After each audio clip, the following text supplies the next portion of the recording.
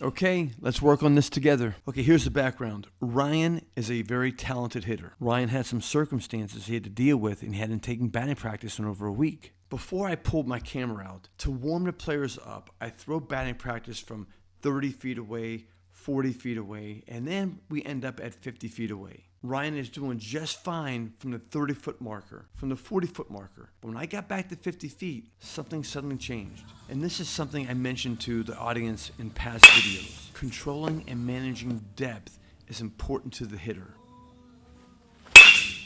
Let me give an example. If a basketball shooter could stand underneath the basket 2 feet away and just pump shots in over and over again, that would be pretty easy. But when the shooter has to move back beyond the 3-throw line or the 3-point line, it gets even more difficult because he has to manage the depth of the shot. Same goes for a golfer. It's easy to make a 2-foot putt, but move out about 10 to 15 feet. Now it becomes more challenging because you have to account for this depth from where you're standing to where the cup is. How many pitchers go down to the bullpen and say, I'm going to work on my command today, and I'm going to work on throwing strikes from 30 feet away? It doesn't happen. Very similar. We get a false reading from hitters and how well they're doing when batting practice is from 20, 25, 30 feet away. The next thing I did with Ryan was this. I noticed a difference in the cadence and pace of batting practice and how hitters get into a rhythm and a routine when you throw a pitch every 5 seconds, 6 seconds, 7 seconds. But when you throw a pitch every 10 seconds, 11 seconds, or 12 seconds, something usually funny happens. The hitter has to account for this dead time between pitches. How does he organize his thoughts? How does he organize and arrange this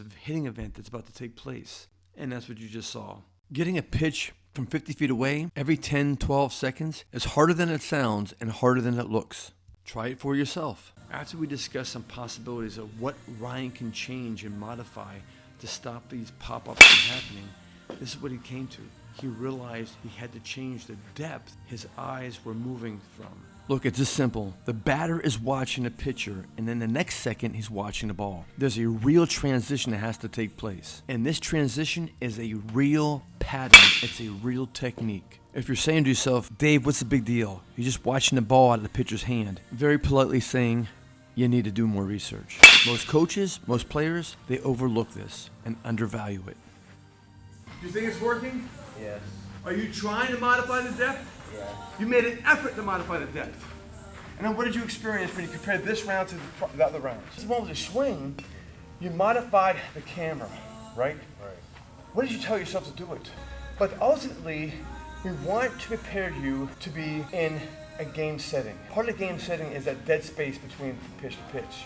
10 seconds, 11 seconds, 12 seconds sometimes, you know what I mean? Right. How do I manage the space? How do I step in the batter's box and then boom, as soon as I step in the batter's box, remember, how do I look at the pitcher? Remember I told you there's like 8, 9 different ways players have a routine.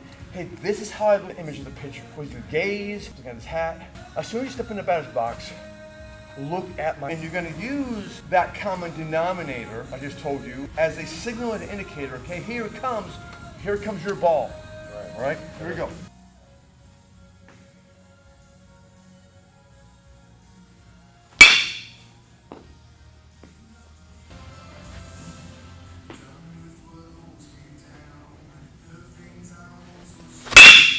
That was a masterpiece. Tight inside pitch. That was good. Yeah.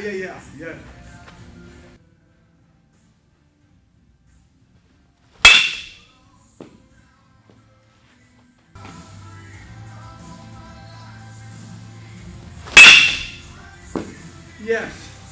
And so that's been my experience with higher pitches.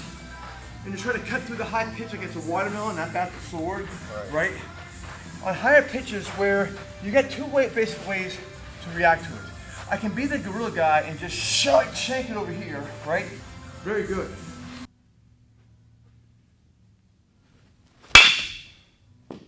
Thank you.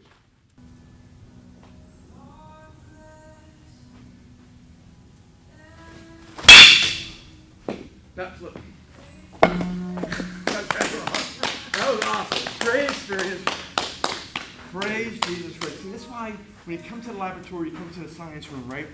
This is the place you want to make blunders. You want to make mistakes here, right? Any researcher knows that. Any scientist knows that. You follow me?